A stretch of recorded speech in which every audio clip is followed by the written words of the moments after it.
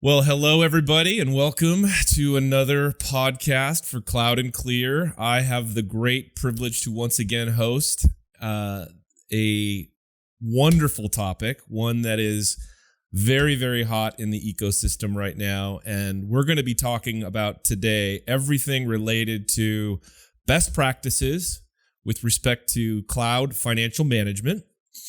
And, I'm always intrigued by, given the fact that cloud is growing so fast and we are seeing it proliferate through all of the enterprises that we work with. And of course, how to operate, govern the financial ramifications of these investments is huge. And with me today as my special guest is a fairly new Sada individual, Rich Hoyer, who is our director of a new formed business unit called our Finops team.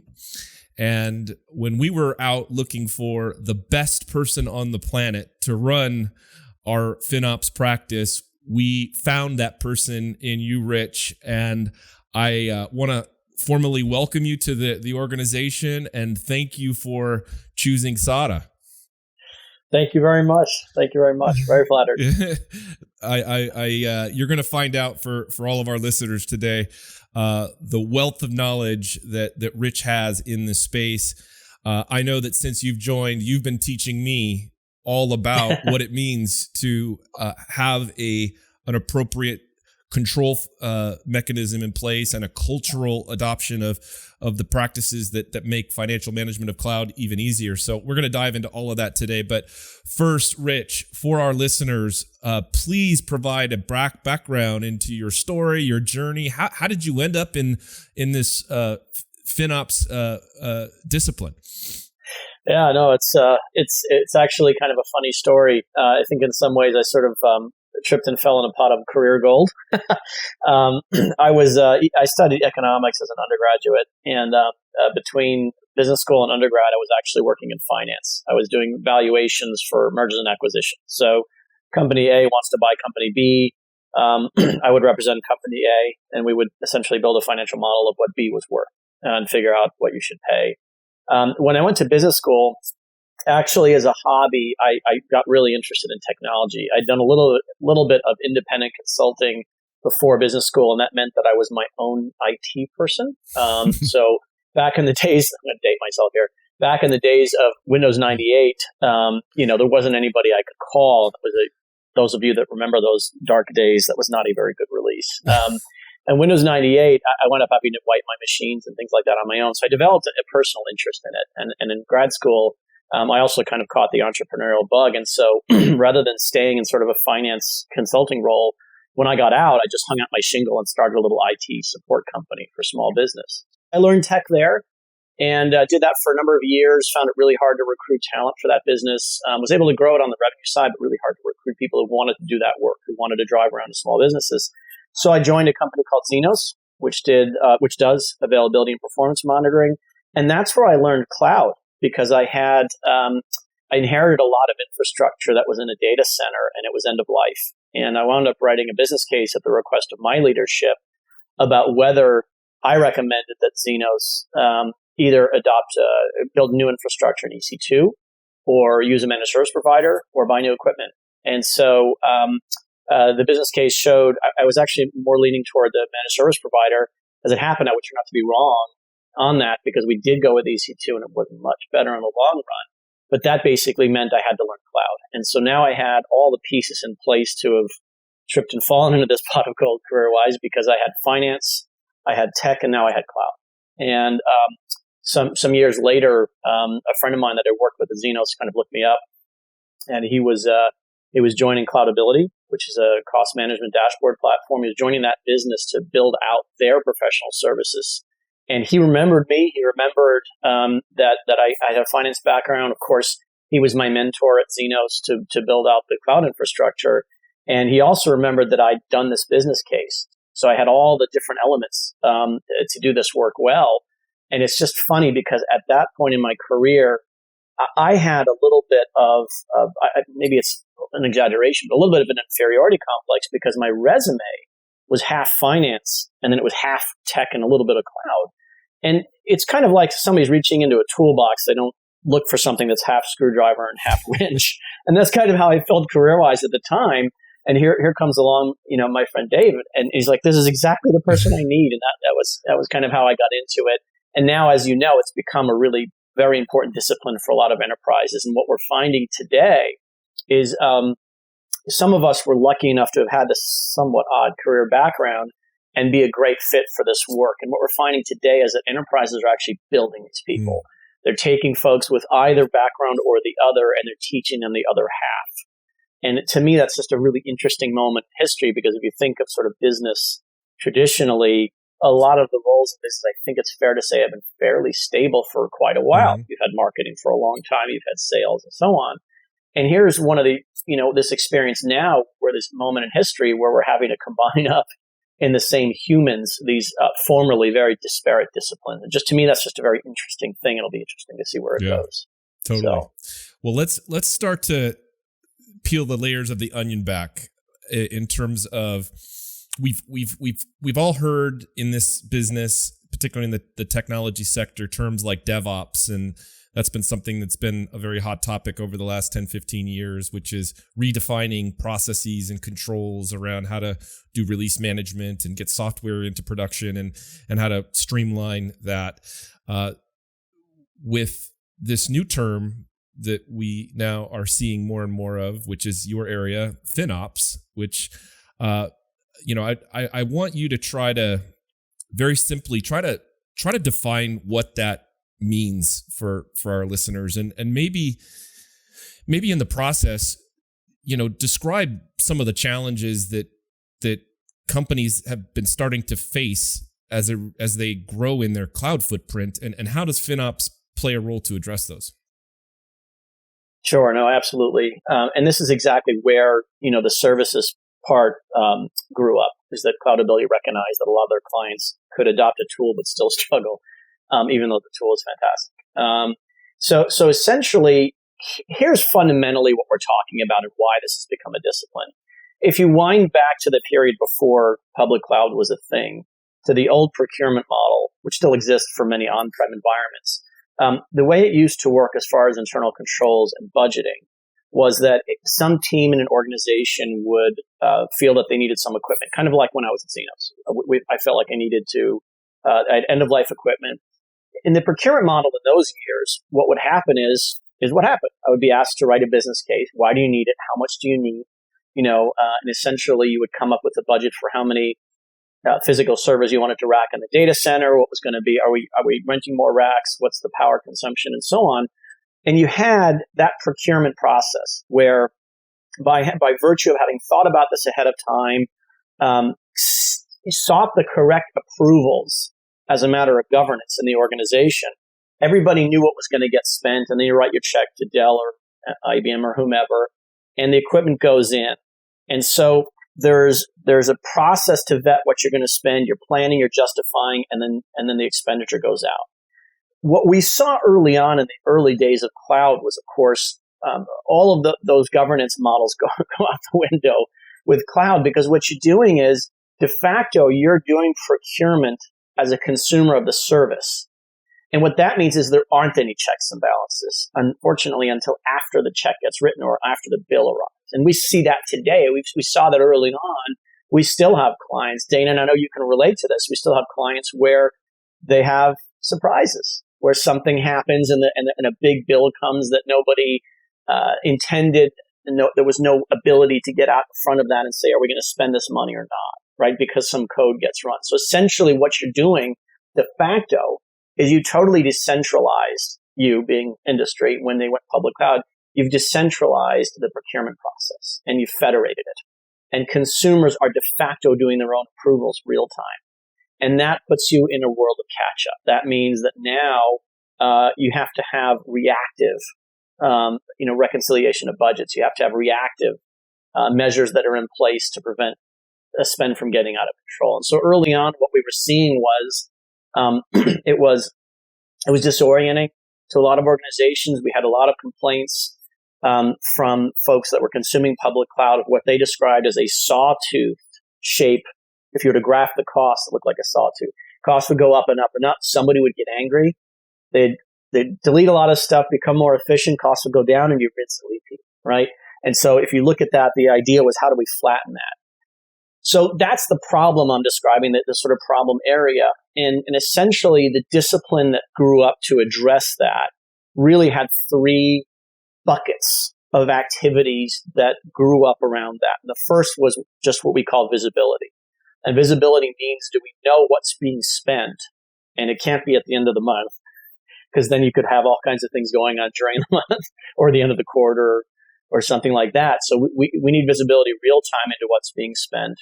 And visibility doesn't just mean, hey, we incurred this many dollars yesterday or last week. What it means is, why did we incur that? Who are the consumers using it? Is it justified, and so on. And so there's a whole art and science around that bit of how do we gain visibility, not just as management, but a lot of different consumers who need this data. If you think again back in the on-prem model, we had somebody like me that was looking to procure some equipment, kind of the consumer, if you will, of that equipment or service. And then you had procurement that was responsible, and some management that was setting budgets. But after that, there didn't need to be a lot of folks involved. Yeah, right? sure. The servers were in racks, they're running. Costs, right? I'm logging on.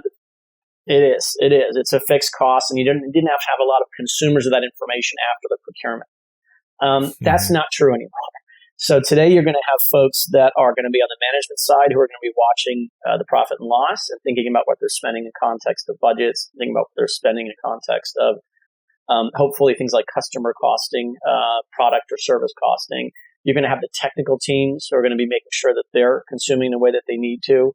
And then now you're going to have the Finops folks that have grown up into this space that are really helping translate some sort of new languages that appear in these bills than appeared before. So that's the first bucket. That's the first part of Finops. Insights. Do we know what's happening? And do we know? Do we know why it's happening? Exactly right. That's right. The second one is optimization, because again, there are so many more opportunities for inadvertent spend, or another way of putting it is for inadvertent waste. That folks who are, we always assume, and we've always found that people want to do the right thing.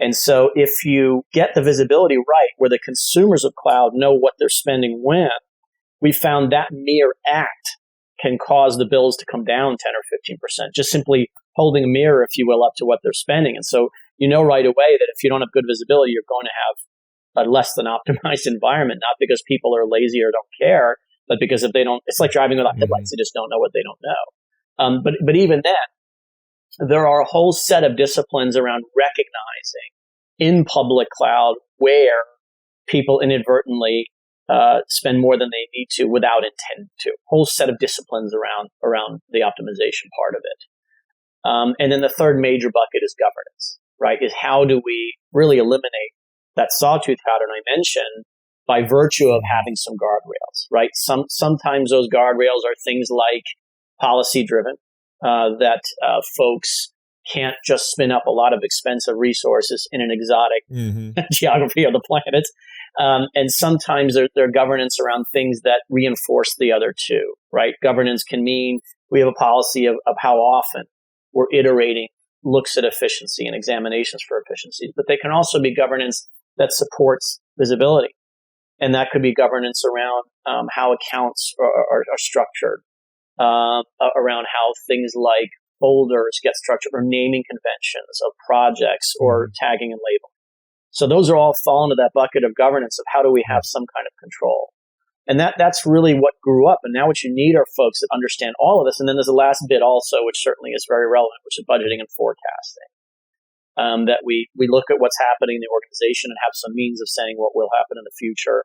And that's a discipline also that falls very much within Finops, because the same practitioners are going to need to interpret, other information to figure out what the implications are for spend in future periods. So that's really in a nutshell what grew up. And as I speak, you can hear in all of that why folks like me need to have these really diverse professional backgrounds, because you have to put all this stuff into context, right? Somebody who's in finance or accounting needs to have some basic idea of what the technologies do, how they're applied, when things are. Yeah, I was going to ask you. So, there is this term now called a Phenops Practitioner. What what does that mean? Like, so where do you find Phenops practitioners? What are their superpowers? What are they bringing to the table, and the skill sets required in that role? Yeah, that's great. And I like the fact that you use the word find because we don't.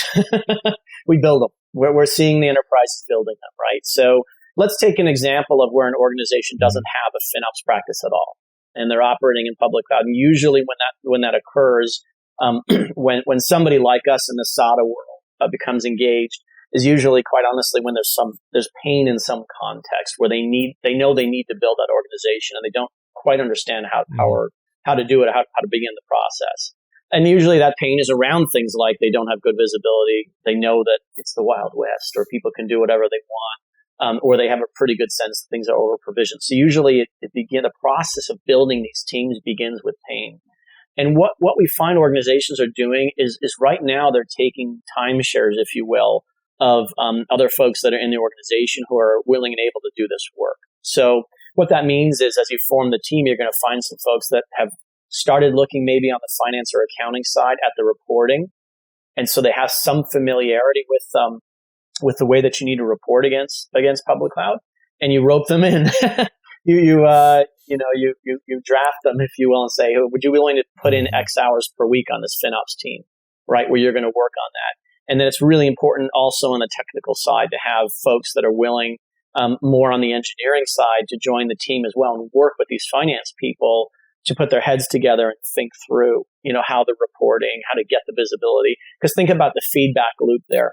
On the accounting or finance side, you may have a team saying, we need to report against X. X could be, what is the cost per customer? X could be, what is the cost per service? Or it could be geographical, a department. All kinds of different ways organizations need to report. And when they find they're not able to do that in a way they need input from technical people to figure out, how do we solve that, right?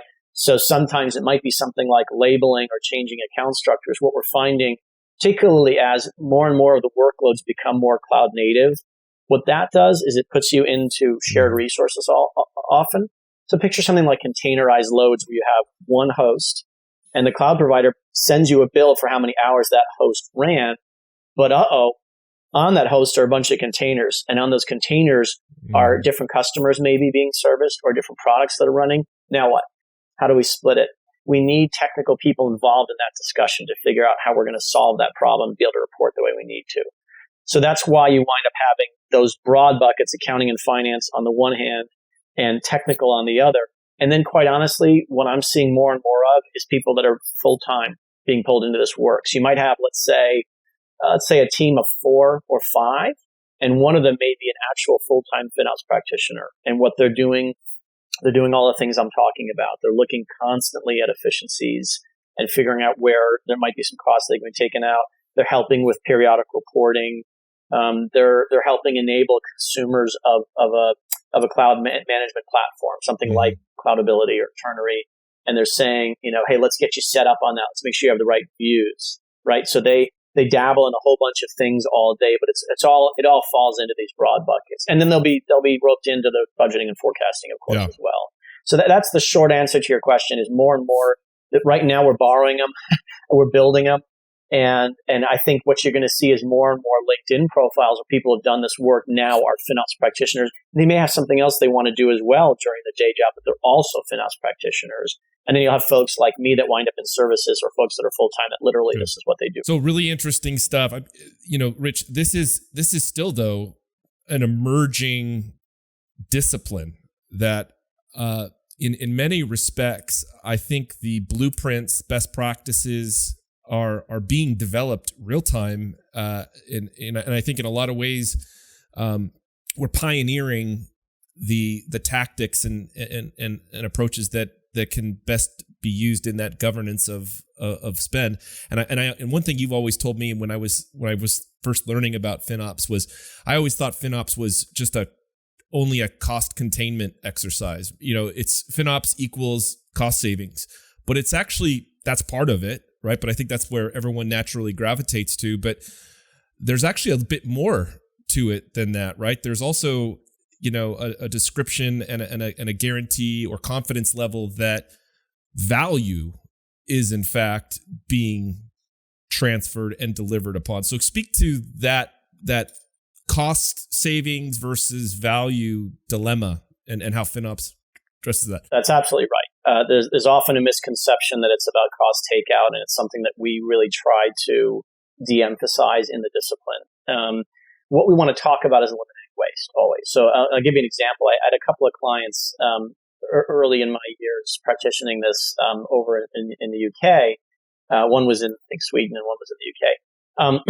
The one in the UK was a large retailer, and their margins were very, very, very, very narrow. And so there was always an emphasis at that client on cost optimization and eliminating waste. Another client, the one that was in Sweden, was an emerging technology client, and they were very much in a growth phase. And they, when we were engaged to talk about FinOps, they said, "Don't get near our spend. Okay, you cannot restrain our growth." And I said, that's not really the trade-off because FinOps is about eliminating waste. It's never about restraining growth. So that's the first context I would love to share, is that it's just a false trade-off. It's a false narrative that if we get more efficient, we restrain growth. Not really a thing if you're doing the work well. The second thing you mentioned is this idea of value, which I think is a fantastic thing to highlight. I mentioned this idea that a lot of the time we are what gets pulled into this discipline is things like budgeting and forecasting.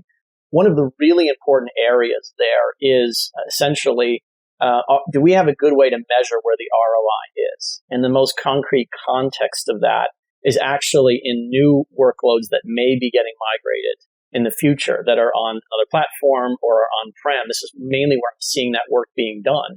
And the idea is that although we discourage it, a lot of times organizations really just want to see the total cost of ownership comparison between where the workload is now and what it would be costing when it's in the cloud. And we've always discouraged that because it's really a limited view of looking at whether the migration is good for the enterprise as a whole. For example, supposing you have workload A that has a certain scope in the estate, and you ask me to do that analysis, and I say, well, yeah, Dana, it's going to cost you more. Is that good? You got to put it in context, right? If it's going to cost more, then what you're looking at is not that different than saying, I'm thinking about building a factory. I'm thinking about buying some new machines. Yeah, I know it's going to cost more. Should I do it? The context there is, what's the return on investment of that, and how's it going to change the business? In cloud, that's actually a really interesting challenge because many of the benefits of cloud aren't really going to show up as just TCO savings necessarily. They may, but usually the different dynamics of how one operates in the cloud means that the actual impact on the organization is going to show up in things like speed to innovation. Oh, wow, I can get products to market faster. How do you value that? How do you value that? That's really interesting, right? Because now you're talking about, for example, accelerating revenues, or you're talking about beating a competitor to a bunch of market share because they couldn't get there when you could, right? How do you model that? So we're seeing more and more emphasis on that part of the modeling when it relates to migrations. What I think we are going to start seeing more of, and we're candidly not seeing as much as maybe we ought to be seeing, is on an ongoing operating basis for Phenops practitioners to begin doing that, thinking about workloads that are already underway now, and looking at what is the value of that as a look back. And we're not seeing a ton of that work yet, but I think that we will. And I think that, very candidly, another evolution that may come to pass, is sort of my prediction. We'll see if I'm right. Maybe we watch this in 10 years and see if I was right or wrong. I believe that more and more of the FinOps activities will actually wind up being absorbed by the technical teams themselves. And the reason is that right now, there's still an external feedback loop, right, where spend gets incurred by technical teams, and you have FinOps practitioners that are external to those teams. Sometimes there's some shared folks, but as an entity, the FinOps team is external. And they're the ones who are reactively taking action about whether there's an efficiency or whether the reporting isn't right or so on. And that model is too, I think down the road, it'll be a little bit more reactive than we want. Wouldn't it be better to have that work happening real time in the technical teams as it happens? And that's probably around the time we're going to start seeing better analytics internally about what the value of your public cloud is versus the alternative, versus a different cloud or versus the on-prem. Mm-hmm. Because guess what? Those folks might be measured on it. They might have to report against it as part of their role. And so I think they're going to wind up being more integrated down the road. We'll see. We'll watch this again in a few years and see if I was right. It is interesting. When you joined, we've had several conversations around, okay, at Sada, what do we want to do in the ecosystem as it relates to advancing the cause of increased financial discipline within the usage of cloud? We, as you've seen, no doubt have lots of well-versed, skilled consultants that are helping our customers every single day with their cloud environments, our technical account managers, our customer success staff. They're there helping identify workloads, optimize, modernize, etc. And we discussed, what is it that we want to do here at Sada to start to bring more of all of these great best practices of FinOps into these technical teams like you just described inside of Sada, and how do we provide that across the board to our customer base? Like, what are some of your thinkings in terms of how you want to begin to evangelize this within the practice of Sada? Sure. No, that's right. And I remember, Dana, when we had that conversation early on, when we first met, and I think you and I are very much aligned on this from the beginning, is that the overriding objective of a FinOps practice, whether it's SADAs or whether it's a client's, is for them to be successful on their public cloud. That's what we're trying to do in every way. And so building the organization means that we're going to look for every opportunity we can for any SADA customer, frankly, in any context, to make sure that we're able to provide them with whatever support is going to further that objective, right? So if they're already a client and they just need some fine tuning, great. Let's make sure all of our teams are able to do that work. If they're already a client and they're thinking about standing up a FinOps org and they don't quite know how to approach it, and they need just to have a half-hour consultation, let's do that. Mm-hmm. Or if they're a client that just doesn't know where to start and they really need to stand up FinOps from scratch, I've done this for multiple clients in my prior experience, we can engage them at that level too. So it's really, we're looking for any context we can to help those clients. Again, whether that's a brief consultation, whether that's making sure that we're standardizing really good practices across all of the SADA teams so that they're conversant in this, so that they know how to cover the basics. Mm-hmm. And they also know when to engage the actual SADA FinOps team, the dedicated team. And then of course we're working with the Finops Foundation, right? So why are we doing that? Well, I was going to ask you that for the listeners, we just recently announced our alliance and membership into the Finops Foundation. So please, what is that? And describe what its charter is and how SADA and I believe Google now too, the role that we're playing there. Yeah, so the Finops Foundation is really a terrific story.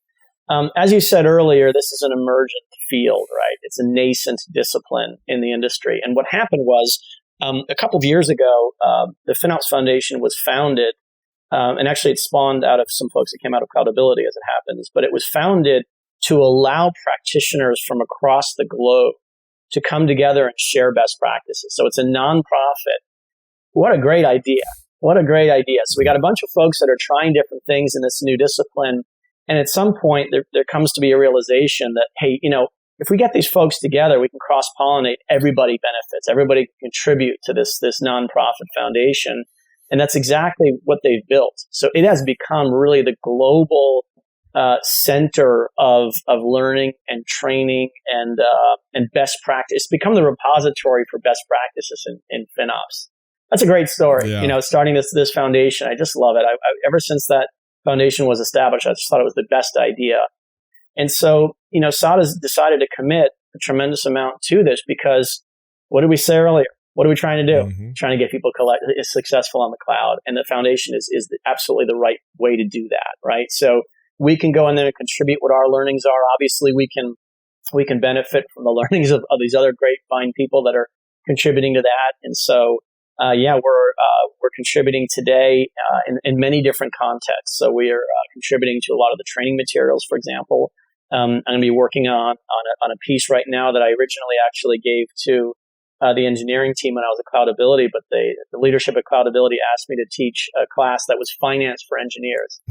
And the reason was that as software engineers, it was so interesting, Dana, because they were writing code and they didn't have the context of what they were writing. Mm-hmm. So there were basic fundamental concepts in finance that they're like, I don't know what amortization is, but I need to have this function in software. And they said, Rich, could you just give an hour class on the basics? And so we're going to write that as a curriculum in the foundation so anybody can go and benefit from that knowledge. Maybe you were brought into an engineering team. They're asking you to get involved in this Finops. Maybe you're one of the folks they're going to make a timeshare out of. And you're kind of like, I don't know what I don't know. Well, here's this great resource where they can go and say, I'm going to take finance for engineers, and now I'm going to have the context of what I'm going to be working on in there. So that's a little bit about what the foundation is, and we're just really happy to be involved with it, and really do share our best learnings, with that foundation, gain from other folks' learnings, and candidly, it's a lot of fun. It's a lot of fun to be working on. I participated in their last monthly call, and I know you were giving a presentation there, and it was great to see the customer involvement and people presenting, and they have even titles like Phenops Practitioner inside of these massive organizations, and they're sharing what's working and what's not working, and the amount of collective intelligence that's being shared in that forum is great. And it gives folks a chance to be really creative, right? Imagine taking part of your workday and saying, well, I did this really cool thing and it worked really well. And now I'm going to get to go tell other people about it. It's cool. Everybody's enjoying it. Everybody's having a lot of fun doing it. It's terrific. That's awesome. So a couple of last things. So I imagine, and across our thousands of customers that we have, there's different degrees of where they are in their evolution and their maturity. I don't think anybody feels like they've got this completely nailed, and some are further along than others, but so many are just getting started where they've been in a race to just get to the cloud and continue to expand their footprint and innovate and provide new capabilities to whatever business model that they happen to be in. And I think a lot of them now are at that phase where, hey, I got to get started. I've got to create this muscle memory on how to regularly control, govern, and feel like I'm controlling this and it's not controlling me. What's your advice to a customer? Obviously, you mentioned that, you can engage, Sada, to kind of help you get you going and get the blueprint started and put the roadmap together. And obviously those are great things that we'd love to do, but like preview what those kinds of things are that you would say are some of your initial best practices or thoughts on how they get started. Absolutely. And I've seen a lot of that where it's kind of like, what is the first thing you do? So here's what it would look like. The first thing is try to identify who might be on the team, right? So who are we going to poach some hours from? And it's usually folks that have, again, some kind of tangential involvement to this activity already. So you're going to have folks that are, like I said, doing financial reporting or what we call FP&A, financial planning and analytics. A lot of times folks like that already are touching this data. And so you're going to try to identify who they are. So that's step one, is assemble the group. Step number two is enable them. And that means the best thing I would recommend is going to the Finops Foundation and taking the training there. They have a great certification program, and that will give them a really good basic overview of what the discipline is and what the best practices are.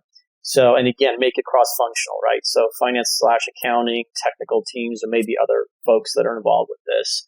And again, if the spend is growing rapidly enough and the stakes are large enough, by all means, if you find that perfect LinkedIn profile, it says Phenops Practitioner, by all means, feel free to hire.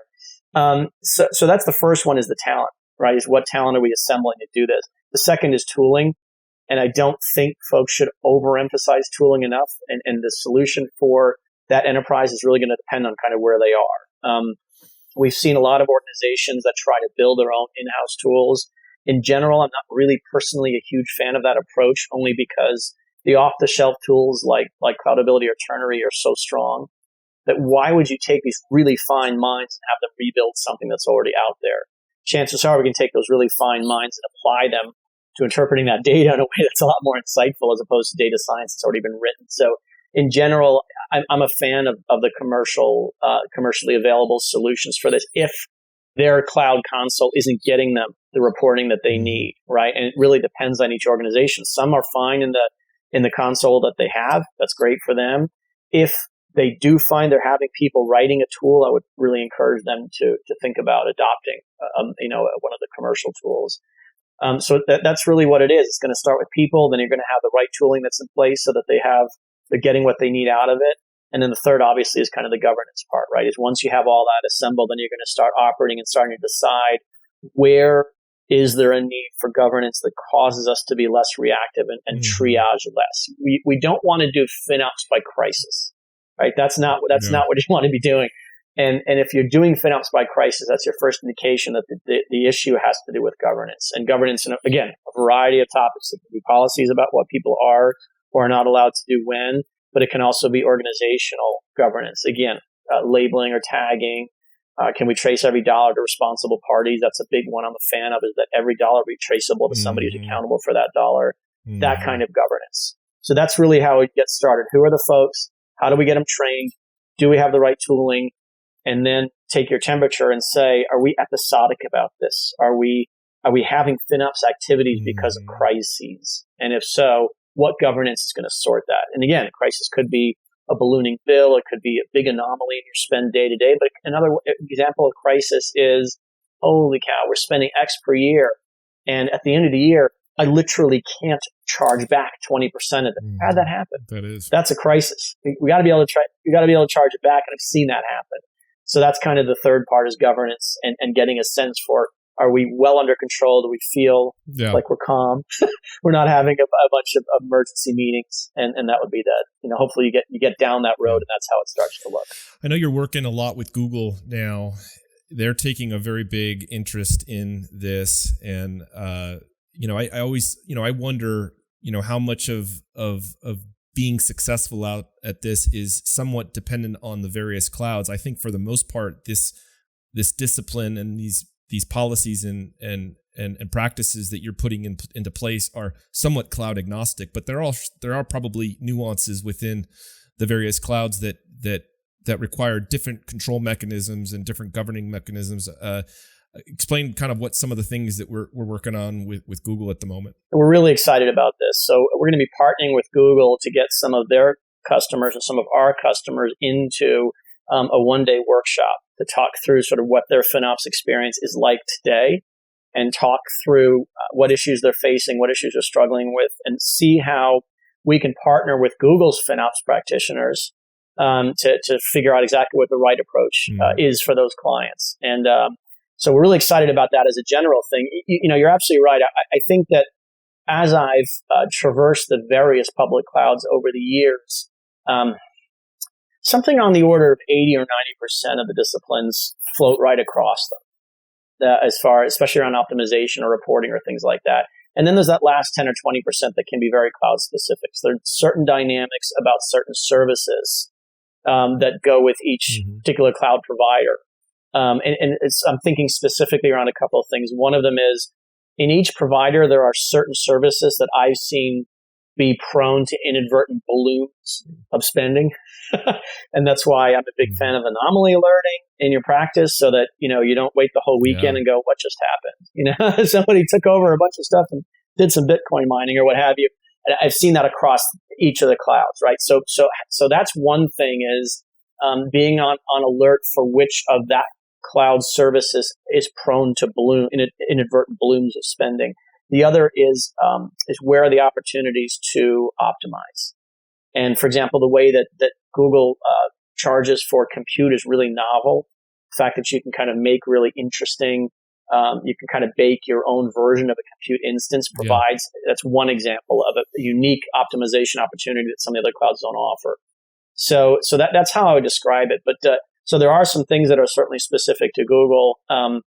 But yeah, we're going to be partnering with them and meeting a bunch of customers and having these day-long, experience workshops and thinking through and talking more. It's a little bit like the foundation in a way. We're going to be hearing and listening and hearing kind of what their challenges are specifically. And I think that's going to inform both Google and us. And then we're going to see how, if there are clients that have ongoing challenges, how can we partner to see if we can Amazing. address those with Google? Great stuff. Rich Hoyer. You know, I had lunch with the leaders of the Finops Foundation several weeks back, and I was so excited about you on the team. It was so much fun hearing them talk about you personally. And they said, there's like 3 or 4 people in the world that are the grandfathers of Finops, and Dana, you got one of them. And I am so thankful. I feel so privileged to be able to call you a friend, a colleague, a member of the team. There's going to be a lot of great things that come out of this practice that you're building.